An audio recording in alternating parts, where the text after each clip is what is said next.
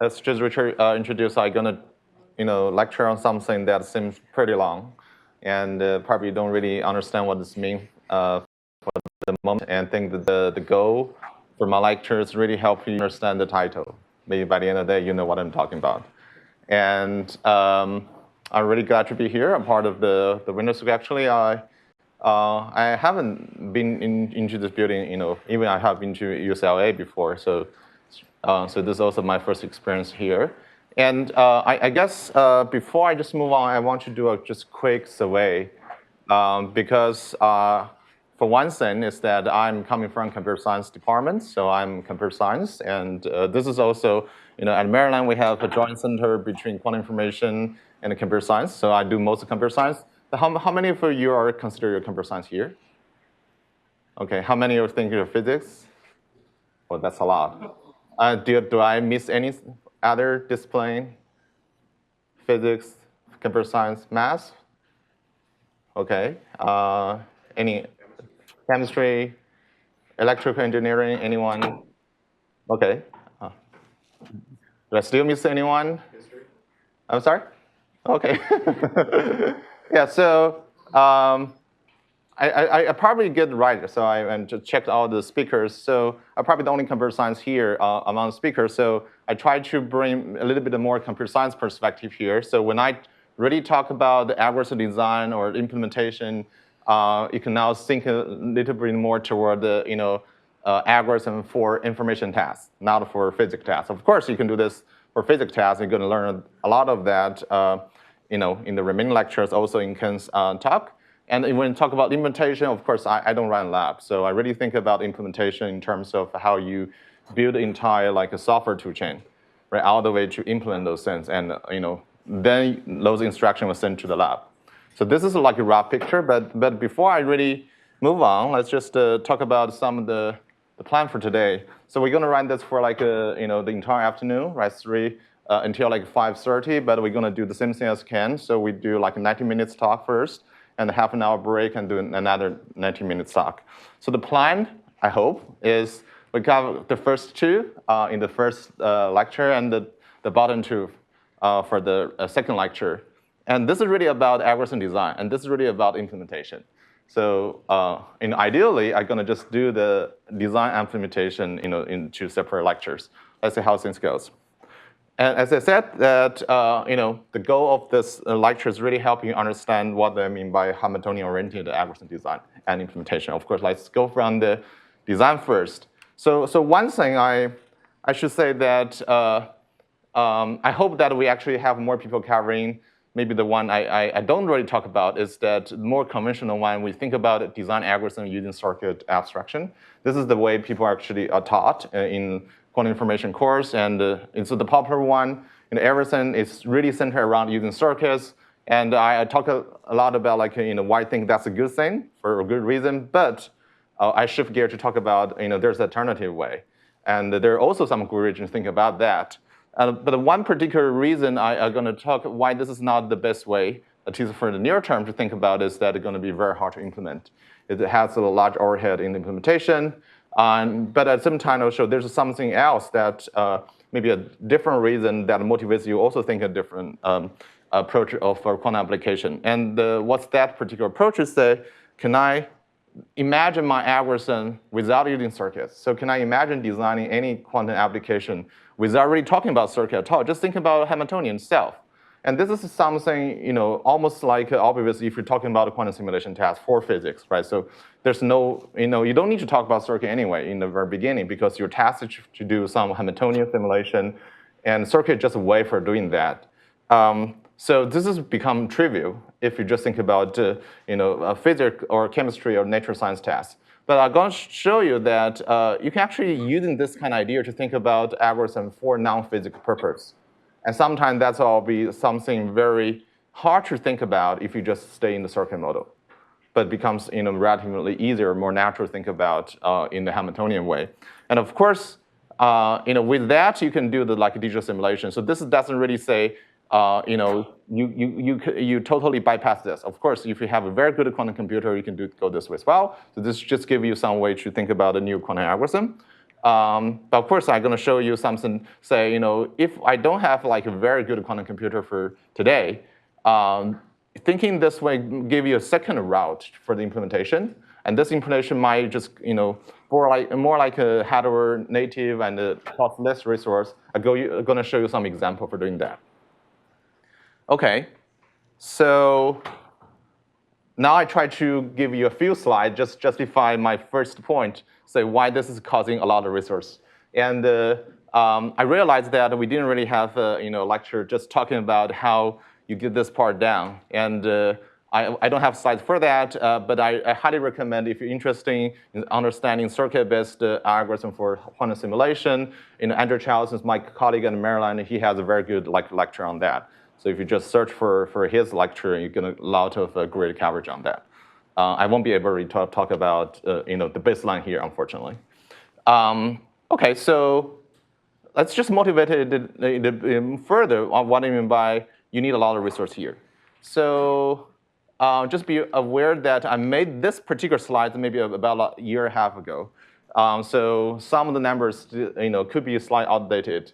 But this is really saying our knowledge at that point, what's the resource estimation for interesting tasks running on quantum computer. And this is assuming you have fault-tolerant quantum computer. So there have been simulation tasks, right? So this is simulating the Heisenberg model, and you have optimization tasks, and you have a Shor's algorithm.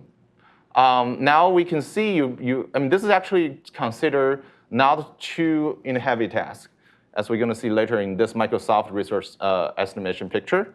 So those talking about really millions qubits and running about billions of non-trivial quantum gates. T gates, non-trivial quantum gates, or 2 qubits gates become non-trivial quantum gates. And so this is basically say if we really want to have something useful, that's what we should really target. And Microsoft has this paper, this is in Oko's slide outdated, talking about if you factor in the real cost for manufacture those fault-tolerant qubits with different technology and run for different applications where we are in, right? So we need how many qubits and how much runtime we're going to need, physical runtime we're going to need for that. And you can see in factoring and quantum chemistry, this is really require a lot of resource, more qubits and more time.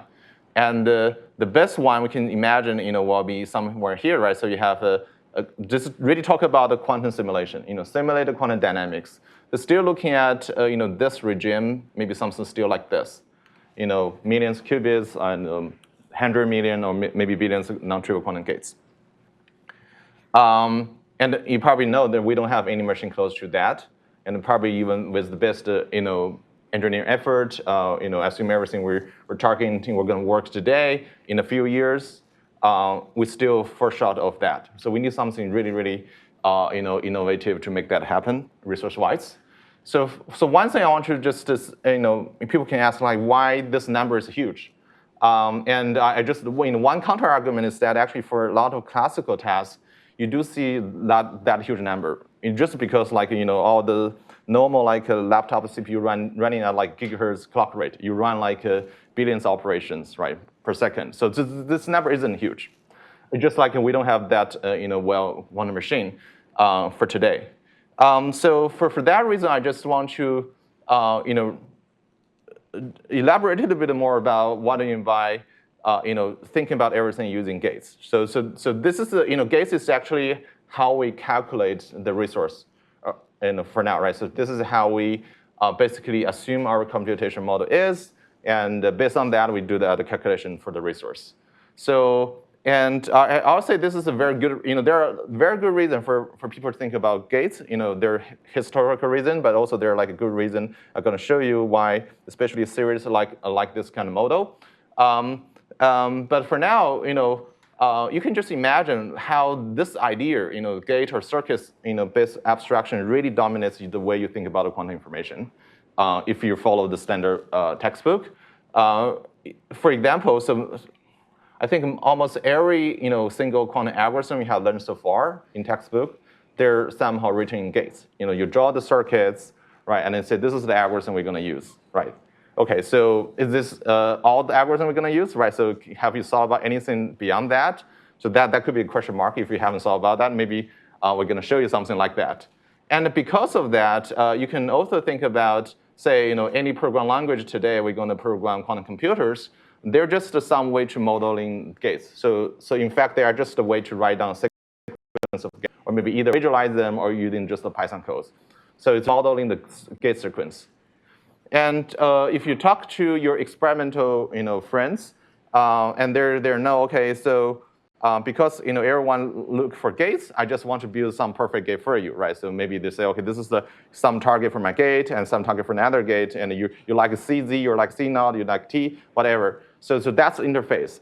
People really talk to each other. But the only other side you can think, there are very interesting Hamiltonian circuit engineering in your in your lab. Why don't you use that? And in fact, I should say, like, I can already talk about all those, very interesting Hamiltonian they can engineer in the lab and try to use that. But just in terms of a program language compiler, nobody's using that, right? So when we talk about, really doing this, we all think about gate or the fundamental primitives. Can we go beyond that? So those are the questions, we're going to discuss. But before that, I want to say, there are very good reasons to think about gates. And there's also very good reason why those are the models you're taught in your lectures, and especially if you learn this in computer science. I think this is definitely something interesting for serious because it's really mathematically elegant. So gate model is so clean. It is machine agnostic, and this is critical if you're coming from computer science, especially if you're coming from theoretical computer science.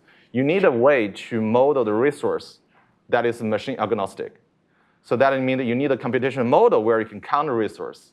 Then gates come in. Just imagine, maybe say maybe one day I change, change my definition for, or try to measure, say, how much does it cost to engineer some Hamiltonian from Ken's talk.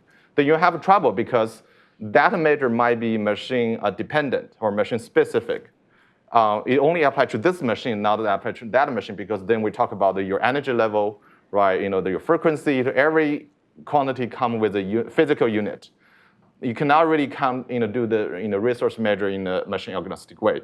So that's why computer science basically don't like that. We want to do something that is machine agnostic, so we can apply to every machine.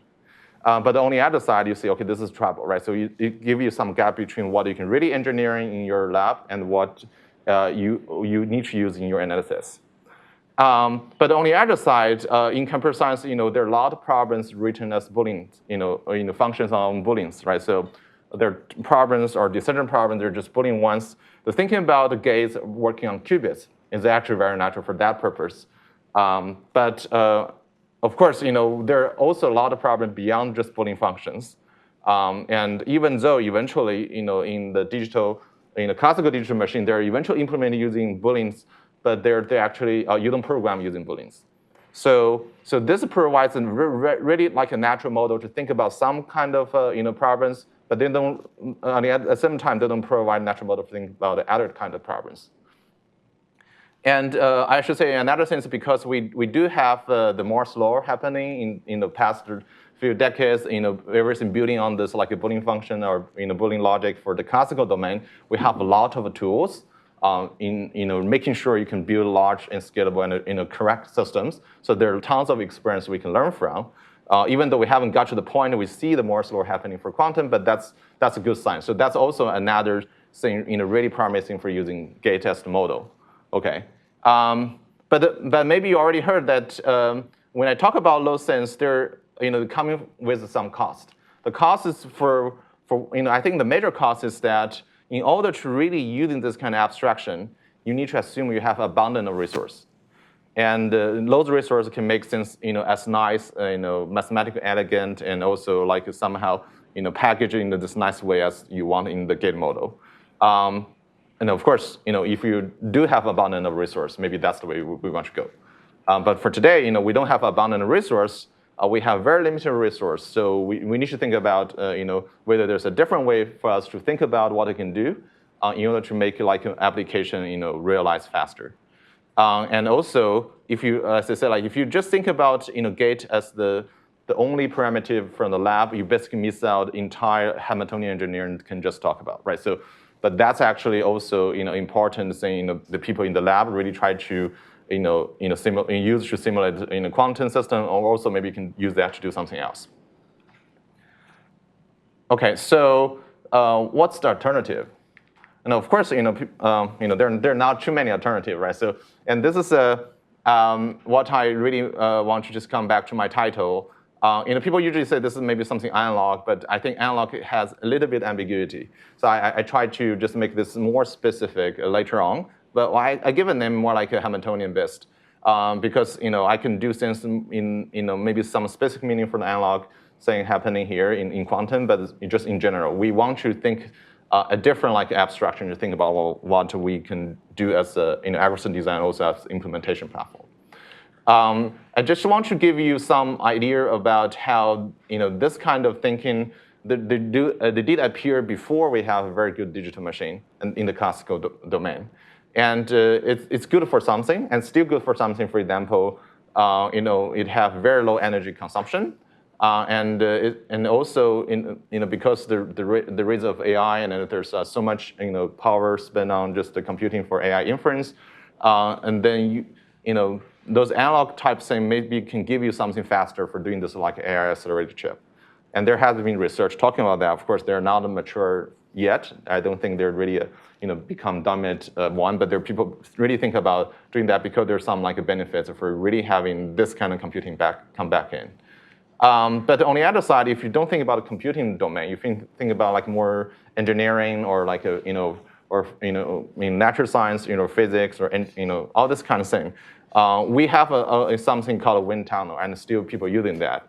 I don't know whether we have one here at the UCLA campus, but like when I talk about this in Maryland, we do have a wind tunnel just on campus near my department, just using that. And people using that because it's kind of like type of thing, right? So, but it can give you the simulation you want. And okay, so and this is just we can zoom out a little bit to see this is not just like one spatial example. There has historically been quite a few examples like that in the past when we this is just try to remind you how we get to the point where today for really have like digital classical computers. So there has been like analog type of machines put in real use way before we have like a general purpose digital classical machine. And of course once we have that it's just become very programmable and very accurate, and the analog type of machine just dies out. But as I mentioned that because the Moore's law is ending and there's a need for like AI inference, some of the analog ideas can be revived. But this is basically how the picture for those two types of machine happening in the past century. Now, if we think about this kind of idea, try to see what we can do with quantum, we do have like a lot of analog simulators.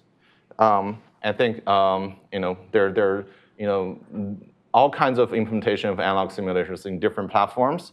I think can just talk about how you can do that with like trap ion, but you can do this with all kinds of systems like neutral atom superconducting and all code atoms, in different like technology, different ways. So you can engineer a lot of different Hamiltonians. And so my point here is more like if we look into the pros and cons for different like computing paradigm, either like analog or digital, you're going to see there are pros and cons, right? So bring some advantage, there are also disadvantage.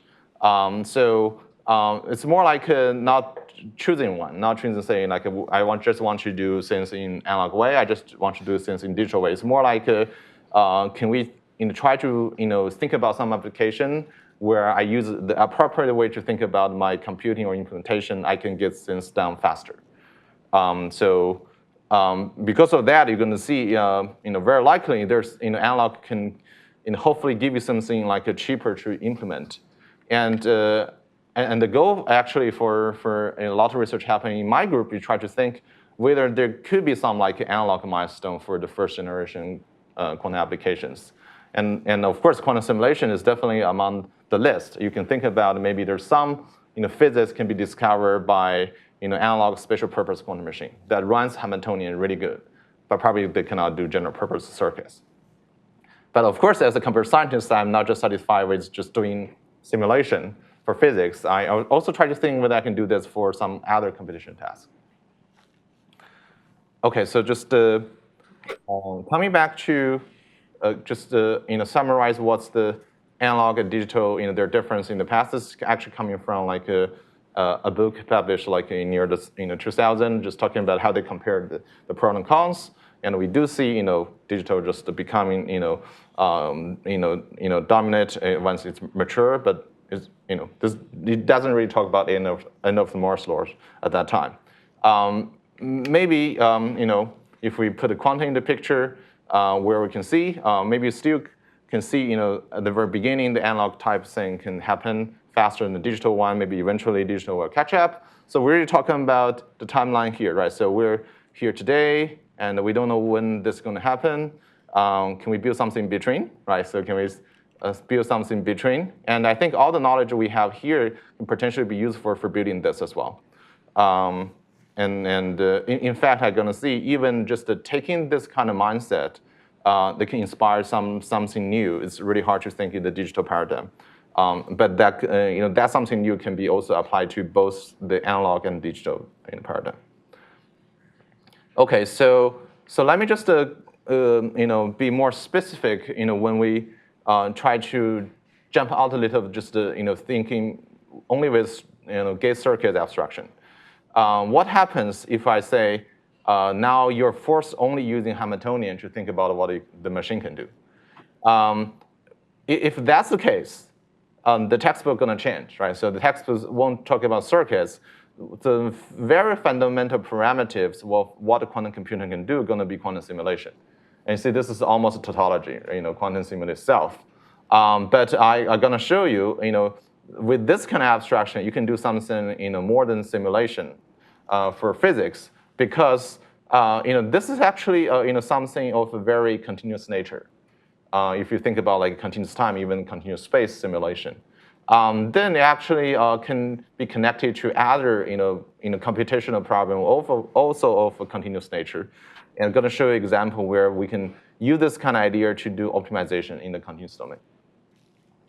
But on the other side, if you think about Hamiltonian as the only way you can talk about the machine's programmability, then you have a lot of ideas about what your lab can do, right? So instead of just saying I can do a fixed number of gates, I can say this is the type of Hamiltonian I can engineer. And of course, can already talk about that. But now this kind of knowledge is somehow encoding your human knowledge, not in the compiler. So we don't really have any software tool can directly leverage this. Can we imagine maybe their software tool can somehow work like experimental physicists, try to use their machine in a very creative way, but somehow automate their some thinking step. So in order to really do some novel simulation, once I know what's the basic type of or the shape of a Hamiltonian engineering, try to figure out a particular path using those basic Hamiltonian parameters to construct something even bigger. So can I automate that? So this is not something we've seen today for, say, Git-based like compiler.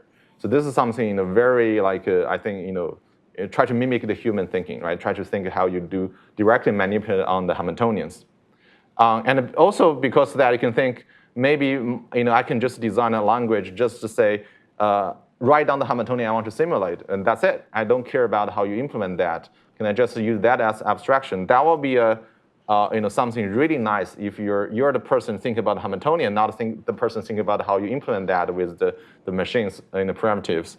And I think if you have tried anything like this, with today's compiler, what your task is going to be decomposing the entire Hamiltonian evolution into a sequence of gates, and try to implement that with basically write down all the gates using the existing program language.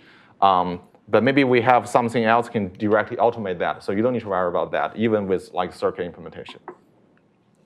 So one thing I want to say is that in fact now more and more like the machine either from the lab or from the cloud, they try to give you like more low-level access. So the post-level access can really help you implement those ideas down to the machine, not just something theoretical. So So that actually opened the possibility for you to do something here non-trivial. And even you don't have a lab. If you have a lab, of course, you can do that. Okay, so I think that's just coming back to the entire picture I want to put here. What do you mean by Hamiltonian-oriented algorithm design, right? So we try to just using Hamiltonian as the way to describe the machine's capability. Then think about what application I can just describe using the Hamiltonian. As I said, like we want to go beyond just a simulation because as a computer scientist, we also think about how we can do information tasking this way. I'm going to show you that there are indeed some new algorithm where I can write down the new algorithm just using Hamiltonian without any like discrete circuits. And hopefully you later find out that's the most natural way you can think about algorithm. Is using Hamiltonian, not using circuits. Then I'm going to show you that. I'm also going to show you, with this kind of idea, I have some more more efficient implementation. That even I use circuit implementation for that, I can actually have much smaller size circuits, both in like the depth and the number of gates. But also at the same time, I have a way to use the machines like a native Hamiltonian to somehow imitate or maybe like emulate my desired Hamiltonian in a non-trivial way. There I'm going to introduce a technology we developed called Hamiltonian embedding. I think both of this idea can apply to both near-term implementation, but also long-term, because everything we prove find here and we prove with computational complexity bounds that it can well exhibit in the circuit model. So you do have something to fair to compare with, but at the same time, if I go this way, I find something better than going this way conceptually. Okay, so that's my introduction for everything I'm going to talk about. Any questions? Okay, good. So now I want to talk about the particular quantum algorithm. There's only one algorithm I'm going to talk about that we discussed in this way, which is something we call the quantum Hamiltonian descent. So we do have like a lot of online research for that. If you can spend the barcode here. You're going to see a website, but I'm going to have a lot of sense. Of course, you can see that later. So what's the purpose here? What the problem we are trying to solve? So we try to solve the optimization problem. But if you've learned the quantum information, optimization problem is something a lot of people have started. It's not something new here. And actually, at the very beginning, when people try to pursue quantum advantage, people have started like adiabatic algorithm, right? Especially for discrete optimization, like 3-SAT or SAT problem in general, or constraint satisfaction problem. Our purpose is slightly different. So we try to solve the problem for continuous optimization. As actually in the classical domain of optimization, discrete optimization, continuous optimization, they're actually two different communities because they use a very different technique or algorithm design way and also analysis way. The one thing to think about that is when you think about like a continuous optimization, you have you can use function analysis or just calculus or analysis. This kind of all the technique. But if you use like you try to solve like a discrete optimization, you're more like tied to the technique that has combinatorial feature. So they're not a very that's not use the same kind of technique. But also there's motivation for continuous optimization is that we know this is like something people use for machine learning, for the training, and also for many other scientific computing tasks. So the hope is that if we try to think of this for continuous optimization, maybe we can find something different in quantum that can give you quantum speed up. Basically what could be like new primitives for quantum speed up. We try to, and so that's our task. And before I really talk about this particular algorithm that you can just write down using Hamiltonian, I want to just share a little bit about how conventionally people try to approach this, and hopefully this can help you appreciate why Hamiltonian is a different way, and also maybe in this time is the most natural way. So there's a very standard approach for this kind of task that I just say quantize the components of classical algorithm, which is also very common for many other quantum algorithm design. So think about this. So in most cases, if you think about optimization problem, algorithm, you're going to go through this iterative algorithm pattern. You try to find some initial condition, initial candidate solution, and you do some calculation to see how it's going to change that. And you find the second one, based on that one, you're going to read your problem in maybe constraint optimization, object functions, you know how you're going to change that to the next one. So you run the step and step until sometime you say, I'm done, converge, and this is my solution. So how can I accelerate this with quantum? One in a very intuitive, also I think basic attempt will be, I have those classic computation per step. Can I make it a quantum? Can I make it quantum at the same time, make it faster? Okay, so this is the very basic idea. So what's the catch here? The catch is that first, we don't know a lot of classical computation can be sped up by quantum algorithms. So if you're using some classical computation here that we don't know how to accelerate it by quantum, you're basically using an unfriendly classical algorithm that we don't know how to accelerate them. Right. So that means you need to start by picking some good classical algorithm where each of step we know how to accelerate them by quantum. Okay, so that's the first catch. How about even you're lucky, say I'm picking some classical algorithm, I know how I can accelerate each classical computation step. I still might run into the trouble because the very setting I can accelerate this classical computation might be the case I need to put everything in superposition. But I need to go through this iterative step. So that means somehow I need to read out my information out of the superposition between steps. So inside each step, I put everything in superposition. Between step, I need to read things out of superposition. And that is very large overhead. Usually people do this with tomography. It's just something theoretically it's already expensive. And you definitely don't want to do that in your experiments. I forget just who says that only tomography 1 or 2 qubits, never do more than that if you go to the lab. So that means of course theoretically this is still approach. You see there's a speed up, there's also overheads. So any successful examples, yes. But you can do the shadow tomography also in the Hamiltonian way, right? So there's a Hamiltonian protocol for doing shadows. I think for those tasks, most cases, the shadow is not enough. Yeah, because you really embed your entire solution into the Hilbert space, so you need to read everything out. Yeah. But anyway, so there are a successful example. You taking this approach. So you need to be really careful. Think about your starting algorithm, classical algorithm, making quantum. You need to balance between those two, benefits and also overheads. But I think one important thing you're going to see here, even I managed to do this, even I managed to speed up, for each step, I don't really change the trajectory. So the final quality of the solution does not change. It just gets the solution faster. Okay, so as I said, there are successful examples. I mean, there are also something we have done in the past. I won't really dive into that. But you see, those are not a very fundamental sense. There one fundamental thing that we really haven't talked about for continuous normalization. That's the gradient descent. So gradient descent is something I think everyone knows. And this is a very real case where it has a very good theory. At the same time, it works very well in practice. And this is also the reason why deep learning works. I mean, some variant of gradient descent, right? So nobody knows why to find this right solution, but it just works. And you can ask, OK, so this is a very fundamental algorithm in classical domain. Can we make it quantum? Can we make it quantum and also make it better? Now you might run into trouble because if you think about what I just mentioned, the first approach, you take this iterative step, try to accelerate for them. But the gradient descent is so simple. How can you accelerate that?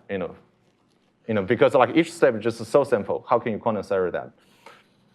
I mean, of course, there has been an attempt. I say not a very successful attempt in that way, where people need to use many copies for each step, and you can have some kind of very limited parameter range, acceleration.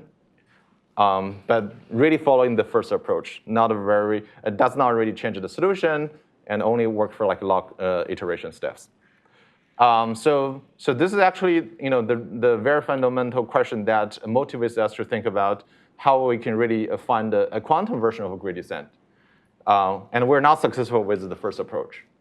Okay, so this motivates the second approach, finding a genuine quantum speed up. So, but this is still a hard question. Like gradient descent is so simple, right? How can you make some fundamental different change of the gradient descent, having quantum flavor, but to a simple iterative algorithm? So we don't directly change that. Yes. Before you go on, can you explain what do you mean by quantized classical algorithm? I mean the first approach. Yeah. So that's really say replacing the classical part by some quantum part, hoping that by doing that you have some speed up. So you start with a classical algorithm, and then you know each step and try to do the same calculation, but just with a quantum to do that calculation. But the classical algorithm for gradient descent is so simple. Yeah. Do you think you need to? Yeah, exactly. So I don't know how to do that, right? So then we take a different approach. Okay. Yeah. Well, you want tunneling. I want tunneling, of course. Yeah. But how can I tunnel, right? So One more question. yes. Are you going for an exponential advantage here, or how much of an advantage are you hoping for upfront? That's a really good question. So I'll say, if I really think about things going be practical, I'm not thinking of going exponential advantage. I think exponential advantage may be just happening for some really contrived cases or really structural cases. But just for like general cases that people are going to see in practice, I think you're going to see some kind of speed up that's already good. And I think that's something I cannot really prove, but I have evidence. So this kind of quantum version can give you some kind of speed up in most cases. And so that means the hope is that this can be something you're going to just try. Like in the classical setting, people don't know whether your gradient descent can solve a problem, but people are going to try that. It's a simple algorithm, and usually works. So that will be the go-to solution in the practical setting. So we want to have something like that for quantum. But of course, we have some theoretical guarantee here. That means if you really aiming for a super contrived problem, I can show you there's a great speed up. If you're really looking for something very practical, I have empirical evidence where we can talk about. But of course, I don't have the same for both. It's really hard. It sounds like it's not like people would say about Grover's algorithm. You're going to get a quadratic speed up. You're not making that kind of claim. I'm not making that same because the performance of this really depends on your instance. Yeah, as you imagine, Grover is a very simple Boolean function. The instance is very simple, structured, and we're talking about solving continuous optimization problem in high dimension. Your instance can be very complicated. So I don't have that say, for everything I'm going to have a quadratic speed up. That's not the case. Okay. So, but anyway, let's say how we get something quantum for a gradient descent. So we take a little detour for that. So we don't directly go to the gradient descent algorithm as it is. We try to see, the connection people already met is actually coming from the machine learning community.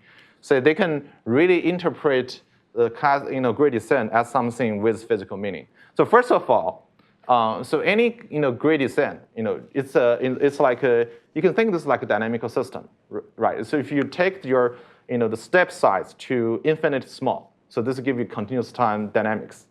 So this is already something you can think by default. But that particular dynamic system does not necessarily have a physical meaning. It can be any like a mass dynamic system. So this particular paper say, I have a way to connect this, continuous time limit of a gradient descent to our, dynamical system has a physical meaning. So basically, I just need to write down, say, the Hamiltonian, or in their case, they use mostly like rounding to describe the system. And then they can build this kind of connection. They can build this connection both ways. So that means if you give me some kind of Lagrangian, I think even in their cases they have very fancy results. Say maybe your space has curve, right? So I don't know. We won't go into that because I don't know how to do like a quantum gravity. But in their case, they can say even your space can have some curve like metric. You're going back to discrete simulation of the continuous system, you're going to emerge some famous variants of gradient descent, which is constant time. Constant time step. And because of this, they build like a correspondence between a physical dynamical system and a gradient descent variance. And this is actually how make us think about its quantum version. Okay, let's just try to be for me try to be a physics, but you're already physicists, most of you. So just recall, if you have like a dynamical system, right? So the trajectory of any particle in system will be fully determined by the action principle. And then they're going from maybe the initial point A, which is your gas, follow the dynamics, you're going to drive to your final point B. And that's fully determined by this Hamiltonian system. And we also know you can use this picture to go quantum, right? So this is exactly the path integral formulation of quantum mechanics that basically says you don't really take the least action to determine your trajectory. You need to consider all different kind of trajectory and do the path integral. And when you think about that, the dynamics become quantum. That basically, in some rough sense is that you're going to try to integrate of all possible paths, going from your initial solution and all the way to somewhere, maybe that's the final solutions. And this will give you just a dynamical system satisfy quantum mechanical law. And in other words, if you just think about this is just going to be some time-dependent Hamiltonian simulation. So it's a Hamiltonian simulation, but it tries to give you algorithm to do a quantum version of gradient descent. And that's what we found here, is that kind of correspondence. Okay, so, and of course, you have flexible ability to choose what kind of dynamics you want here, and maybe give you different kind of flavor of gradient descent. So using this connection, you can do a lot. And we haven't got to the stage that we understand the performance for many of them. What I'm going to show you is that for a very simple version of that, we have some evidence. And you can think about this, you can flexible to choose whatever form. It just becomes really hard to analyze. So what do you need to assume something about these Hamiltonians, like that they're gapped or like? I think that's more about, for this original optimization problem, the only thing you have is your object function, right? So and the Hamiltonians will be the same, just so you have different object function. And I'm going to show you an example. You're going to see where the object function shows up, where the remaining shows up. And then, of course, you have different object function that the entire Hamiltonian will have different spectral property. It's like you go into some like a, maybe quantum field with different potential. You're going to see the different spectral property. And your system will behave differently depending on that. And that's going to be very complicated. I don't have the analysis in general. I can only show the evidence that we know. Yeah, but maybe just in a few slides you're going to see more. Okay, and just let me just highlight why this particular thing could be useful for optimization. Not always, but hopefully in most cases, is that you should just think about this like a very simple one-dimension case. This asymmetrical 1D double well. And this is the typical case where classical gradients are going to fail because it's going to just stay in this like a non-global local optimal. And this is really hard for gradient descent to jump out of it because think that this is dynamics, you're going to stay here. It's a stationary point. But if you think about you're going to have different passes, then we're talking about, okay, this is tunneling, right? So everyone knows this is tunneling. But now you see, I can map tunneling directly into this dynamics. You see this intuition, but you don't need to do this explicitly. So all you need to do as the algorithm, just do a Hamiltonian simulation. Yes? Yeah, even with tunneling, there are limitations to this as well. Like, for example, if the gaps between local minima are very, very large, the likelihood of tunneling is... Yeah, that's true. So I'm not claiming this is going to work for everything. I'm going to show you this work for something. And hopefully this is going to work for a lot of cases that people care about. But I don't have like a general theorem for that. Yeah. Okay. Do you have an idea of when your thing breaks down? Like, there's something in the Hamiltonian with the spectrum or something. Yeah. So one thing I think one thing we know, this does not help a lot if your original landscape is convex. I mean, intuitively speaking, this is because if everything's convex, all you need to do is just follow one path, right? But here we say, you try to do integral of different paths. It's not very useful if everything's convex. That's one example I know. Yeah. Does this formalism tell you anything about how fast or how long it takes to get from one minimum? No, it does not. So this is a construction. It does not say how good it is. I'm not claiming I know this in general. I just said this is a new construction for algorithm. Probably you haven't seen that anywhere. And you haven't seen that using circuits. So this is a new construction. I'm going to show you some evidence that we know about using this construction, what we can show, either numerically or theoretically. But definitely, this is a lot of questions still wide open. OK?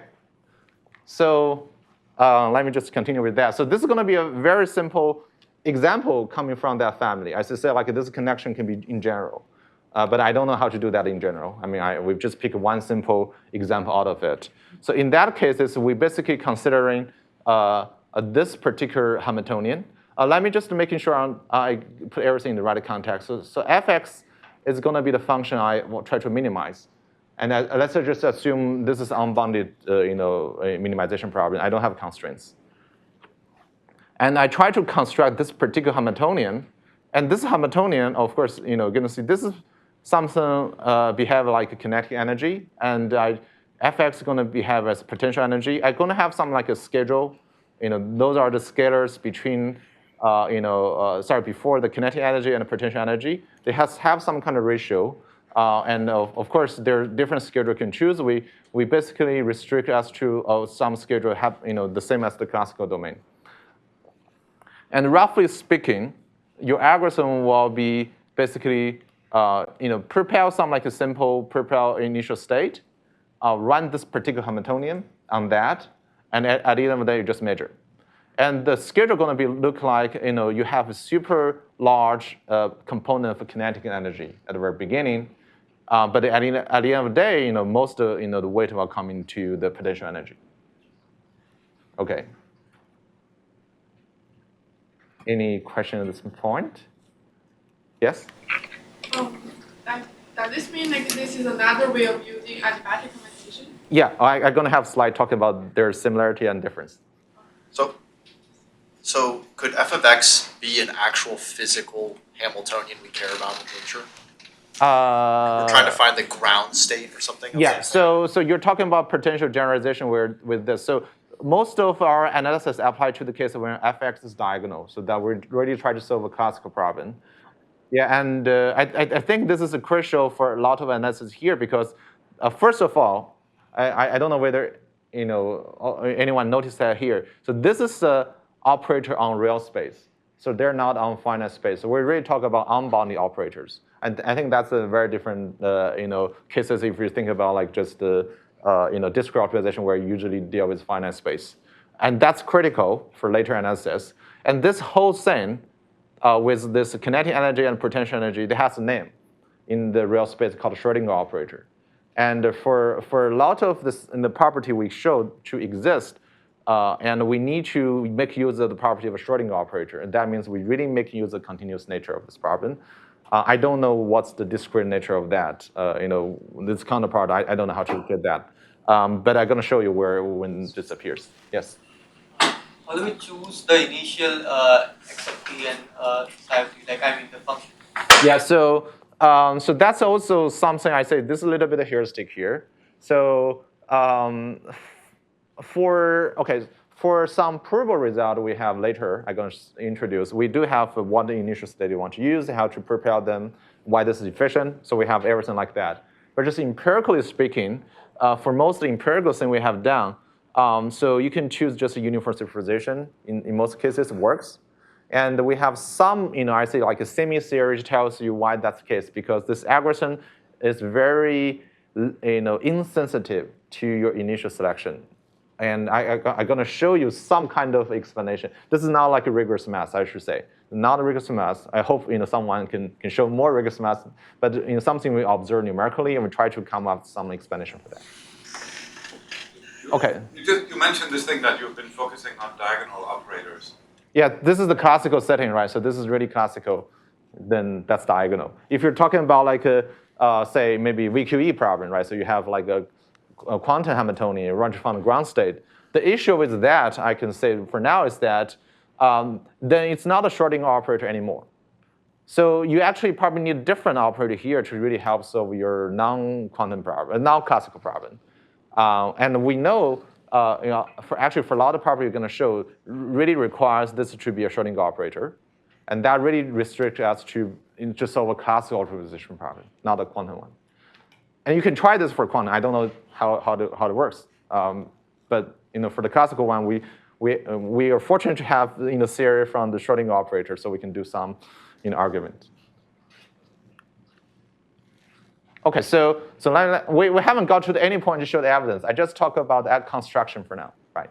So if you just put this QHD algorithm and the classical gradient algorithm side by side, you're going to see a lot of similarity in the sense that you do initial guess, initial state preparation, you run some dynamics, and you stop at time t, stop at some stopping criterion, and then you just say, oh, measure, or you just observe what's my solution. So why I want to show this? I want to show you this is because this is a very simple algorithm. This is a very simple algorithm means that you can implement that, right? So you can use that. So this if you can run this algorithm, then there's almost no-brainer. You should try it because it's very simple. Although I say like I don't know how this generally compared to other classical algorithms, but we can show you this is definitely better than classical gradient descent. So you can solve the problem, maybe use the other classical algorithm. Maybe that time gradient descent is the best one. But it's almost guaranteed that our algorithm will run better than classical gradient descent. So if you have any classical algorithm that has a gradient descent as subroutine, if you can implement the QHD one day, or not today, of course, then you can just replace that. It's guaranteed you have better performance. Not guaranteed against any classical algorithm, but definitely against classical gradient descent. OK, so let me start by showing you some lucky numerics. And this is I think this hopefully give you some intuition of the behavior of this kind of algorithm. Now we look at this particular function. This is Levy function, 2 dimensions. So I drew a 3D picture to show its landscape. It's really designed to test the optimizers. So it's really designed with very weird landscape. It's really hard for algorithm to identify its global optimal. And we compare 4 algorithm. We do put like a quantum adiabatic algorithm here and try to solve this continuous problem as a discrete optimization problem. So put grid points into the the domain and try to solve this as a discrete optimization problem. And then we have 2 classical algorithms. They're basically different variants of a gradient descent. Either like a Nussdorf accelerated gradient descent that give you the best theoretic convergence, and the stochastic gradient descent. And one good thing about this 4 dynamics that they can all be interpreted as like a dynamical system. So that means you can really align the time. So you can just say like how much time evolved where. So this is basically the snapshot for evolving those 4 different algorithms and try to draw, this is a kind of a heat map, right? So I have initially sample many points, so this is going to see the heat map for classical. I choose uniform superposition here as a quantum. I evolve that and I just measure. So this is basically how I draw this picture. And you're going to see that the classical algorithm, they really converge fast, but they're going to all just trap in local optimal. There's no way for them to jump out. And for quantum adiabatic, you can see this try to converge. Right, so we know for quantum adiabatic algorithm, if you take a super long time, you definitely will converge and to the optimal one. So it's gonna converge. If you just give it enough time, you see it converging, but it's not there. It's not very fast converging. For QHD, in the same time, it's already covered to the global optimal. Yes. The classical results are just using gradient descent, not using gradient descent plus annealing algorithms? So they're just gradient descent variance, not using other, say, maybe like a simulating annealing, this kind of thing. Yeah. OK. So for the Levy function, I just don't know this. For the Levy function, the simulated annealing, can you usually get the ground state? It just takes enough time. So it's like adiabatic. If you have enough That's time. a good thing to compare it to. Yeah. But just like the converging rate could be small. So yes. How did you set the phase prefactors that you had in the potential and the kinetic energy term running the algorithm in the h of t? We choose one specific schedule from the classical. So recall we have a classical this kind of algorithm. We choose the exact same schedule as the classical ones. Yeah, but I think it's not that sensitive to that, even though we choose that one for analysis. Yes. So I have a question about the classical algorithm. I have the kind of sorting algorithm is I choose a random start point, then I repeat for several times and choose the best answer. Because I was thinking. Yeah, so this is something like that. Just like take maybe 1,000 samples and just try to run them independently, and this is the heat map. But I mean, is every point of this graph, represents. Oh, I see. You say like maybe at the end of the day, you just choose the best one. You don't see like what's the probability this will maybe the solution will lie in the neighborhood of the global optimum. I'm just trying to intuitively understand because I remember you mentioned for the Hamiltonian gradient descent, you were beginning from superposition. Yeah. Yeah. So this uniform superposition here for both QHD and adiabatic. And this is like a uniformly random sample points for classical. So for the QA, is this actually converging? Because the conversion time for the adiabatic algorithm scale with norm of the operator, right? And if this is unbounded operator, it's actually surprising to see this converging. Yeah, so this is a converging, just like take longer time. And I should say there's one starting point where this is a continuous domain. You also need to take into the factor of the precision you do the spatial discretization. And that will reflect in the spectrum gap of adiabatic operator. And I'm going to say, I don't have that in slides, but to tell you, QHD does not depend on that. So it's very insensitive to that, yes. So is it fair to say that the only difference between the QHD algorithm and the adiabatic algorithm is the schedule choice?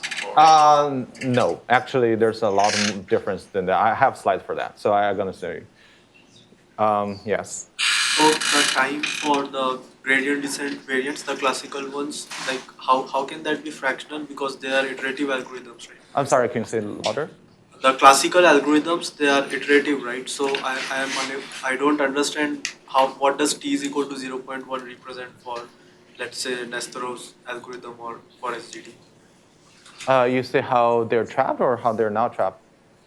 So it's an iterative algorithm, right? Yes. Gradient descent. So what would t is equal to 0.1 represent there? I understand it represents time, but like.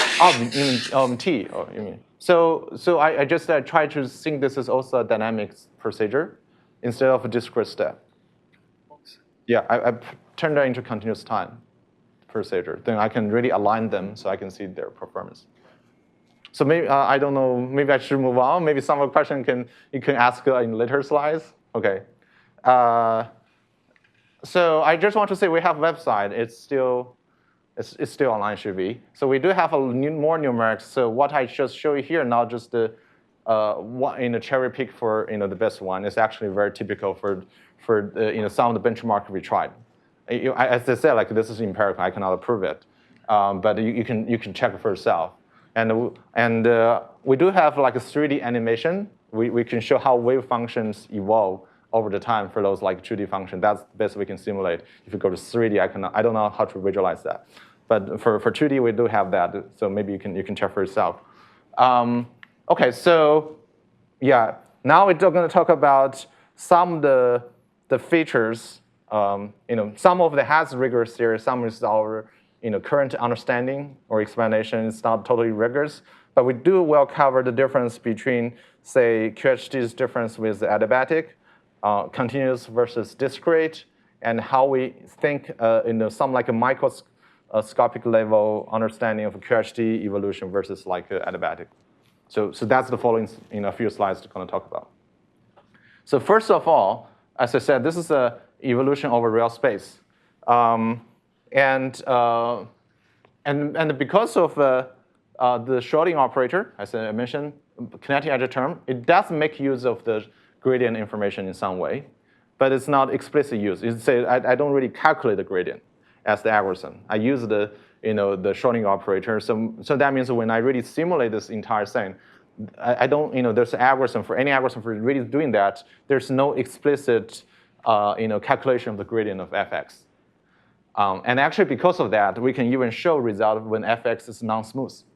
So even when fx does not have the gradient, you can still show something about this algorithm. I'm going to talk a little bit about that. And what we're going to see is that the performance of this algorithm will depend a lot on the spectrum property of this entire Schrodinger operator with this different weights. So that's actually a global property of your system. So somehow this means when you analyze the algorithm's performance, you really see the entire landscape of fx. And because that's the entire information going to determine the spectrum gap in the analysis. We don't know how at the microscopic level how that happens, but just that's the only theory we can derive.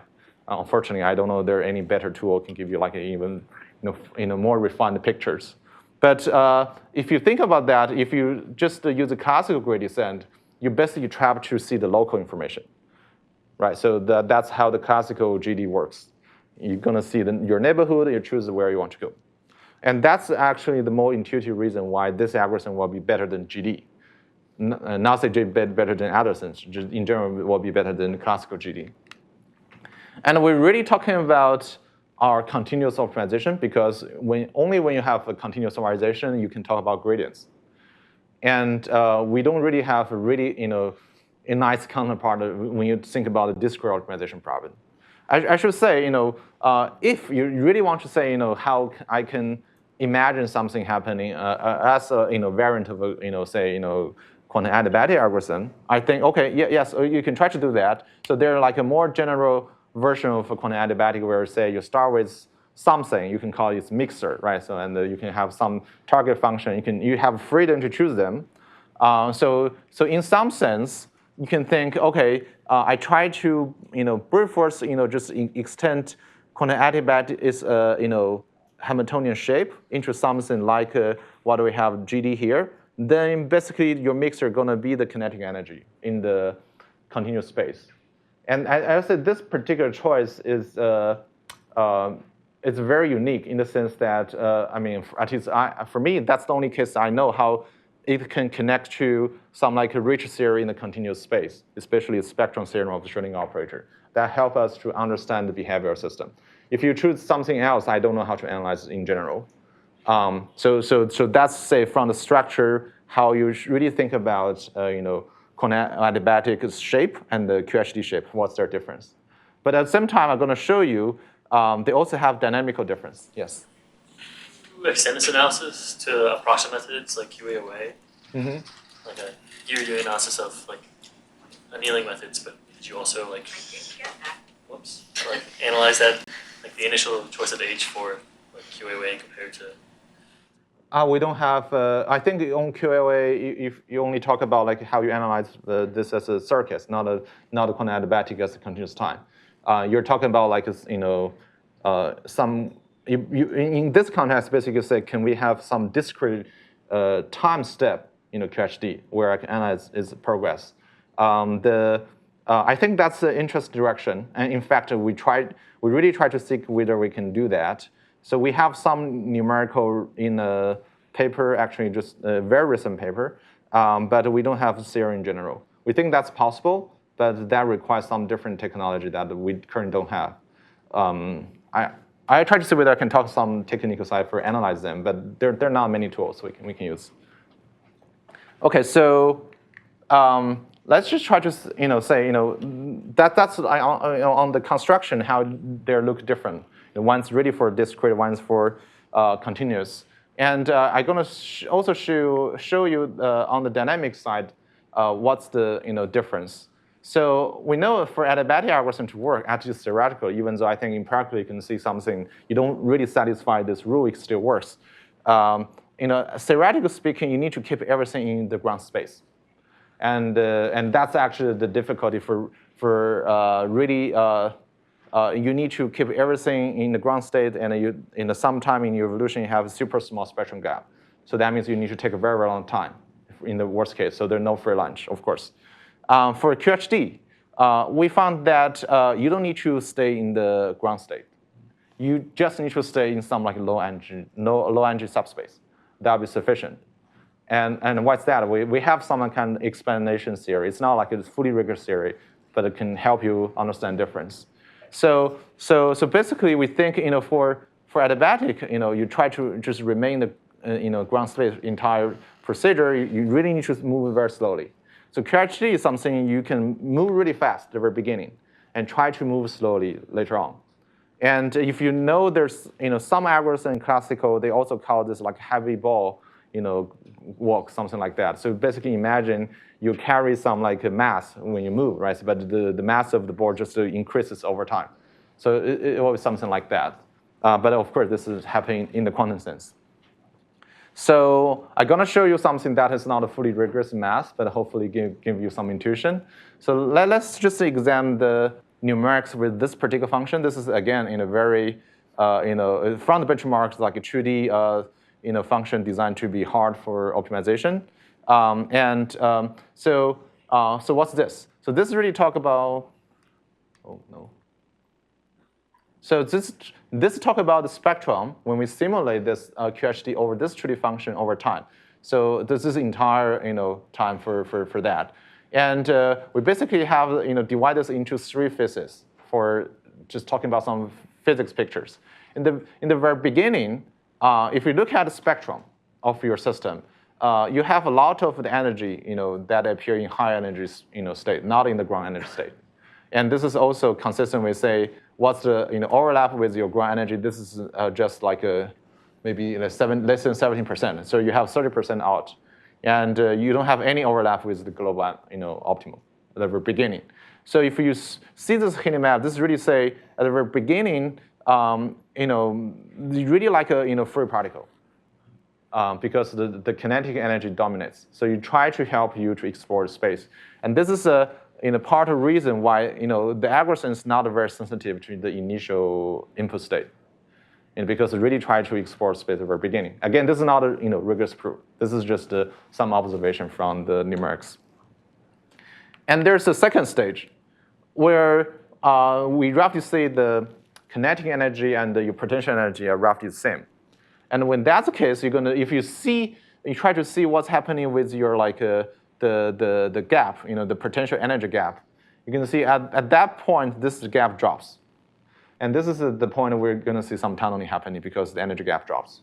And here you're going to see, okay, so you used to have a lot of energy, appear in the high energy space. Now everything try to drop back to the ground one, or maybe low energy one. So and at the end of the day, you see here the overlap with the ground energy increases, but still, the overlap with the global optimal is still not very high. Okay, so you see that's the property here. Now the last stage, you're going to see something really interesting. I should say this is the really fun unique thing here is that you actually you don't change your you still say you're still in your ground state, or actually in general in your low energy subspace, but then the overlap with the global optimal will increase, and why that happens? Actually, you can see that due to some semi-classical analysis of a Schrodinger operator. So let me just talk about that, with this kind of picture. So, a famous a Schrodinger operator's property in the semi-classical regime is that its spectrum of that Schrodinger operator can be somehow approximated by our harmonic oscillator around at your unique global minimum or minimizer of your potential energy. And when that happens, we look at all the potential different eigen functions of your harmonic oscillator. So this is basically how I draw a few harmonic oscillator eigenfunctions with different Planck constant. So this really think about how you go from a really quantum setting to the semi-classical setting when your Planck constant just going small.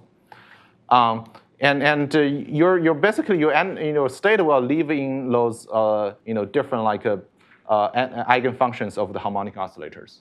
and each of them are going to be orthogonal to each other. But when you measure those eigenfunctions with the precision operators, you're going to see all those harmonic oscillators eigenfunctions when in the observables will point to the exact minimizer. So it doesn't matter which energy level you live in. If you're living in harmonic oscillators, then it will always point to the minimizer. So this will give you a very different behavior than the, say, adiabatic algorithm. You need to be in the ground for you to measure to be on the minimizer. In this case, because the Schrodinger operator is sparse, you just need to be in this low energy subspace. When you measure, it still guarantee you'll return to the global minimizer, even though you don't live in the ground energy space. Yes? What exactly are we evolving in the harmonic oscillator when we are using the UHD? So, you mean how the harmonic oscillator come into the picture? I think maybe I have this well explained clear. So this is, again, a semi-classical limit of the Schrodinger operator. The basic theorem says, assume I have a Schrodinger operator, which is this, and assume this fx has a unique global minimizer. Okay, that's the assumption. Then there exists some kind of threshold of energy, and that threshold is depend on many things, but there exists such thing that anything below that threshold, this low energy subspace of that Schrodinger operator, can be approximated by the low energy subspace of a harmonic oscillator that is centered at the minimizer. So that's the theorem coming from the spectrum theorem of the Schrodinger operators. So we just start with one any particular harmonic oscillator and then evolve it to that one, or it's any landscape of fx, as long as it has a unique global optimizer, then its low energy space can be approximated by a harmonic oscillator centered at that minimizer. Sorry, if the gap is small to your next local minimum, then like the wave function can be still have two. You mean this? Yeah, exactly. Yeah. So yes. Then your approximation is very bad. Yeah, that's true. You're correct. So I only show you the picture when this is something easy to see. Nice thing I only want to show you here is that when you don't need to be in the ground state in order to get this point. You're talking about there are non-trivial cases where you cannot distinguish this and this. That I agree. Yeah. Yes. So let me just try to understand your approach. Which function are you trying to minimize? That fx? fx. Okay. But in many cases, we have constraints, right?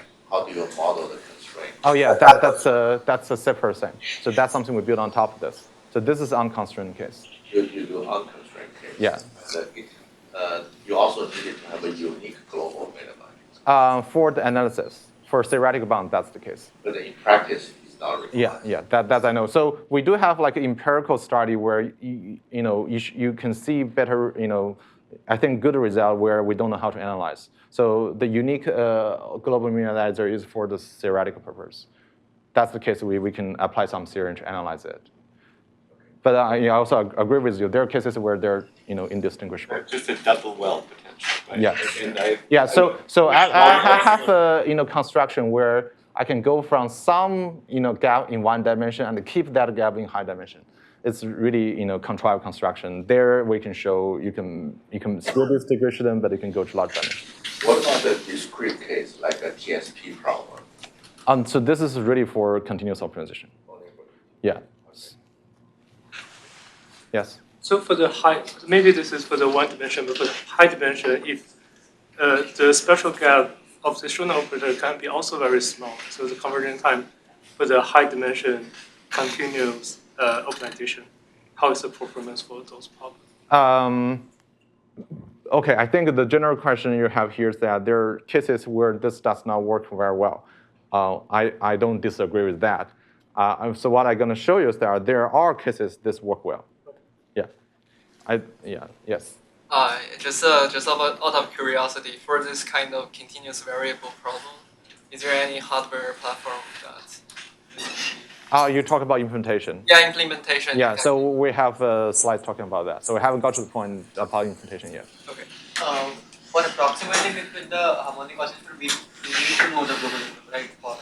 Can you speak louder? I cannot really hear. For approximating it using the harmonic oscillator, we need to know the global minimum because the oscillator. So everything argument like that happen in theory. So in analysis of the algorithm, so you can assume there's such thing. You just say the behavior of that will be like that. So you can guarantee. But you don't need to know that in your algorithm construction. So everything appear in analysis. Okay, maybe I should just. So can you? So what sets these time scales for these transition times? I mean T1 and T2? Yeah, for T1 and So this is roughly the ratio between potential energy and kinetic energy.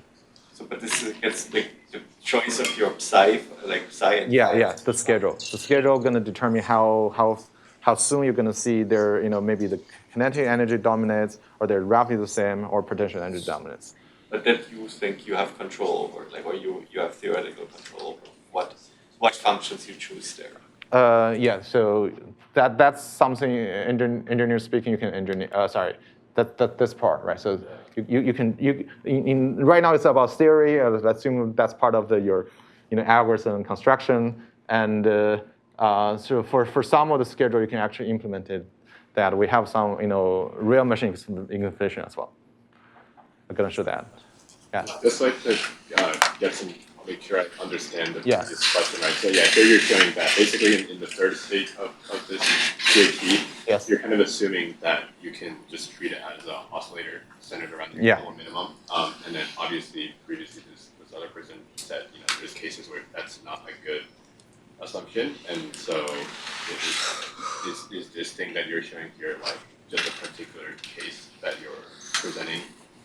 Yeah, so I think what I really want to show with this is to show the difference between this algorithm and the adiabatic algorithm, where for this one, you're going to see, actually, as a lot of cases, you don't need to live in the ground state in order to measure to get your correct answer.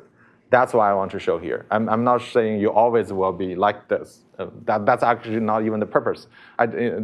This picture is really to help you see why we have the difference between QHD and adiabatic. So everything you said will be difficult for QHD, also be difficult for adiabatic. So they're the same. So basically, this picture is help you to understand why QHD can converge faster than adiabatic, because I don't need to keep everything in the ground.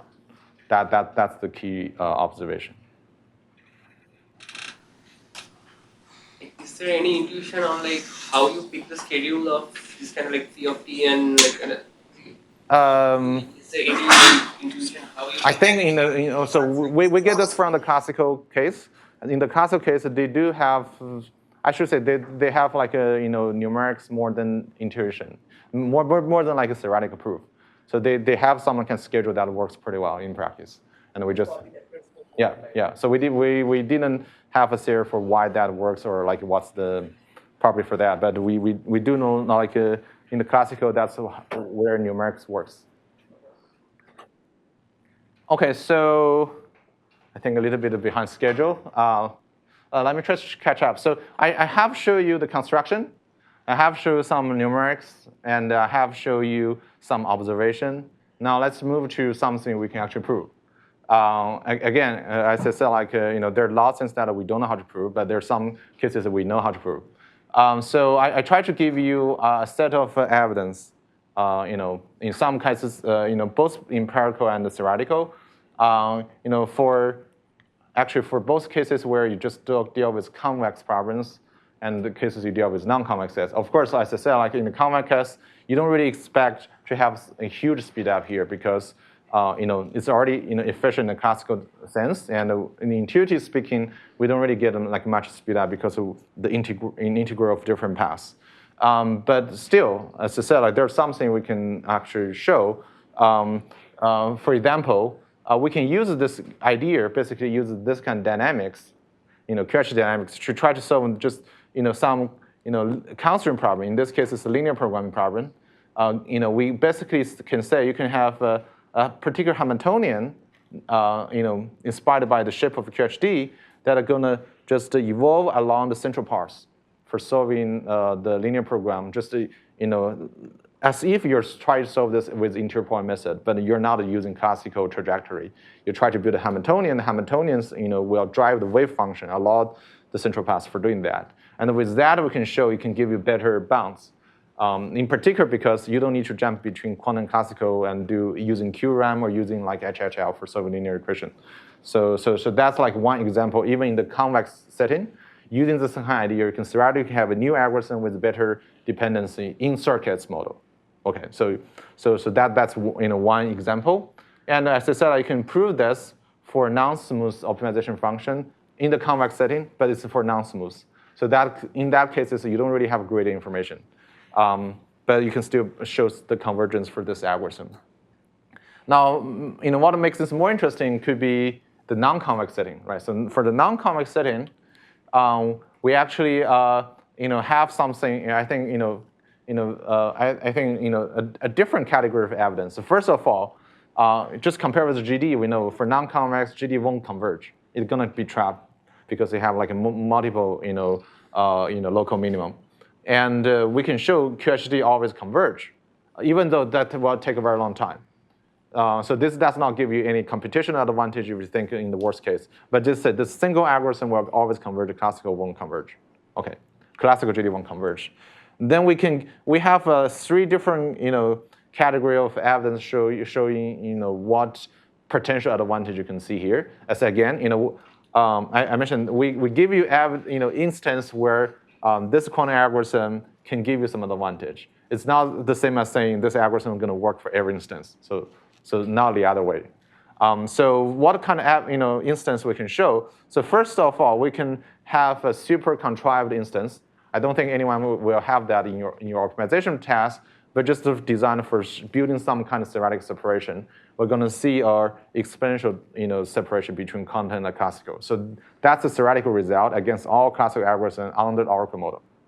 Okay, I'm going to talk about a little bit about that for QHD. And we do have some non-black box cases. So for this one, it's an explicit construction of a degree 4 polynomial in high dimension, where we're going to see how this grow from the asymmetric double well to high dimension. And there we can show this problem can be solved by QHD in polynomial time. So this part is theoretical, but because this is white box constructions, you can try to solve that problem with the whatever solver you want. You can really try that numerically, and we examine numerically this causes basically the major at least we tried a lot of different solvers. They're going to give you super polynomial scaling, empirically speaking. And finally, we managed to run this algorithm on a quantum simulator, which basically try to hack into D-wave, but not using the D-wave as an either. And we can run the instance up to 75 dimension. I'm going to talk about how we can run that. So this algorithm is very different from annealer, but how we can make use of that machine to run this Hamiltonian. There we talk about the Hamiltonian embedding technique to make that happen. And there we can empirically observe on those instances what's the performance of the classical algorithm and this D-wave run QHD algorithm. Okay, so that's the 3 category of the evidence. Let me try to see how much I can cover. Maybe I try to cover here, then we can stop for the break, and then we can resume. So the first one is very theoretical. It's also very computer science. So if you're not that into theoretical computer science, maybe it's just good for you to see what we really show in the theoretical statement. So basically, we showed for this kind of problem. So you try to solve for both like a discrete minimization and the continuous minimization problem. They're unconstrained. They're unconstrained. For this one, there's some Boolean cube. For this one, this is on some bounded regime, but we're not explicitly define them here. So you try to minimize them.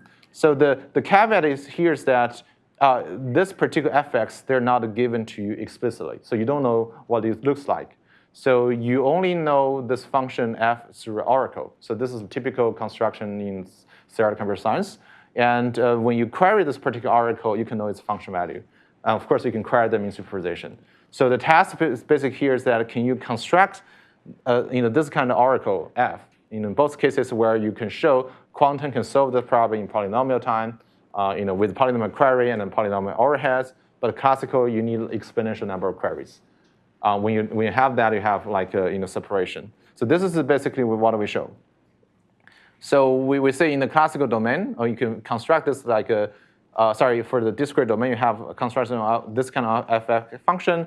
You just run this very simple adiabatic algorithm. You can establish this kind of separation. And similarly, you can do this for quantum, where in this case, you run in the quantum part, just something like very similar to QHD with a small tweak.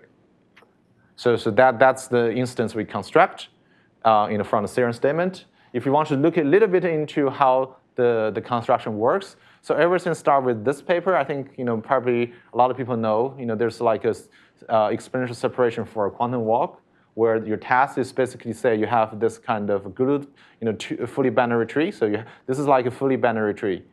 From entrance, fully binary tree. From exit, you randomly connect the edges, and you try to go from the entrance to the exit, but you only have access to its neighbor.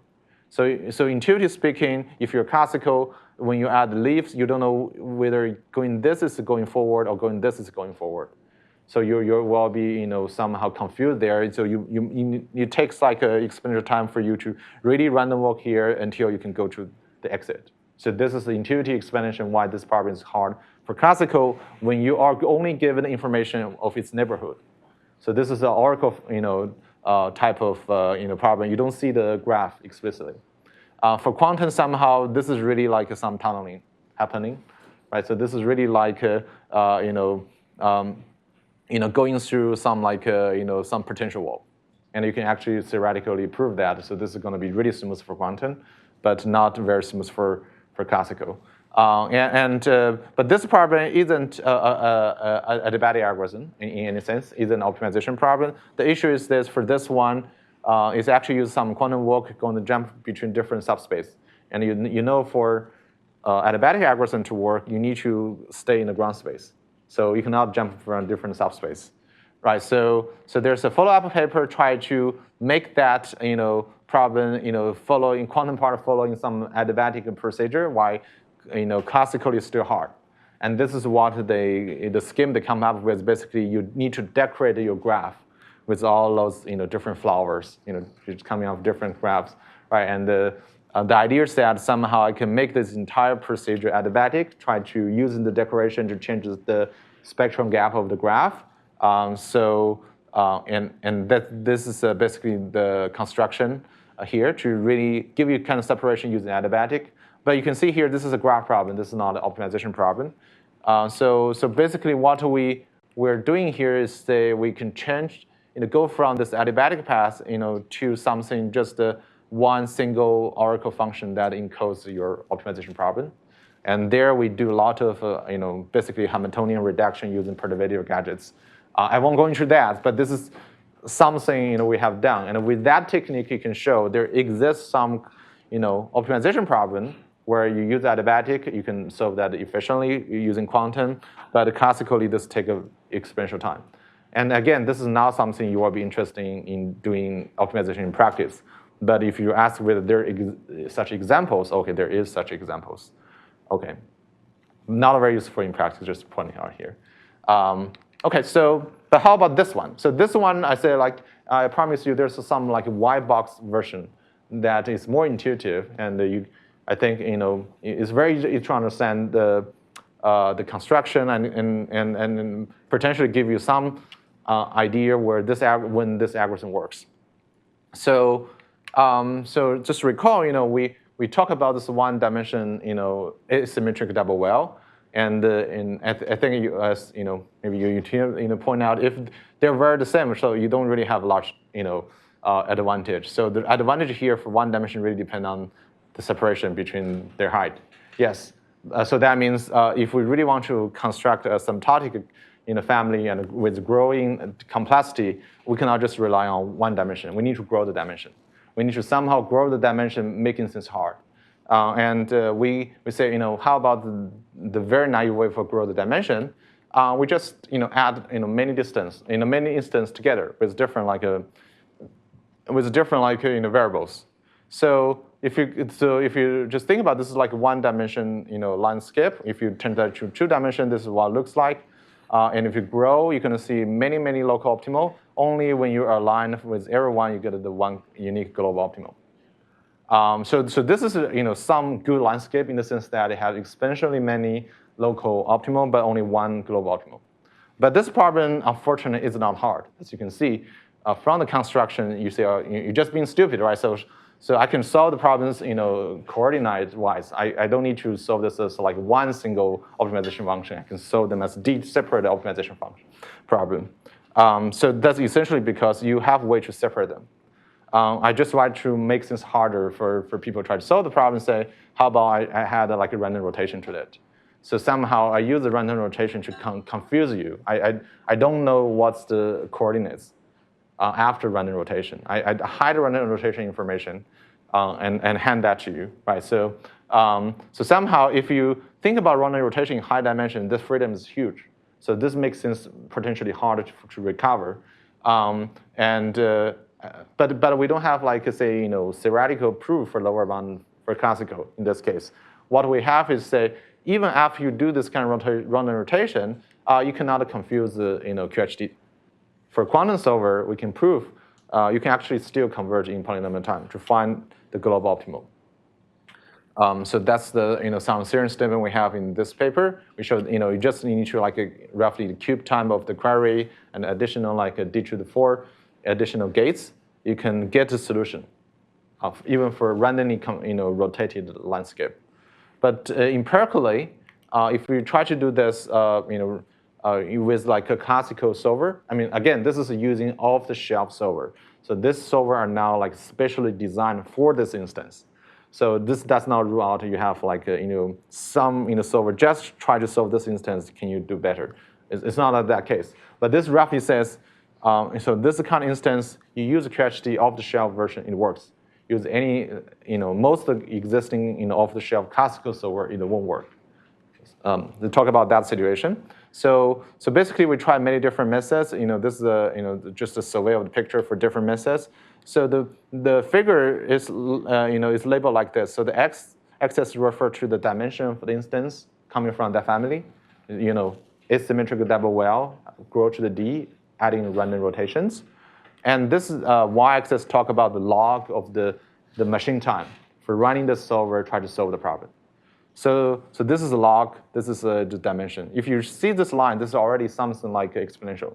So anything like that is definitely super polynomial.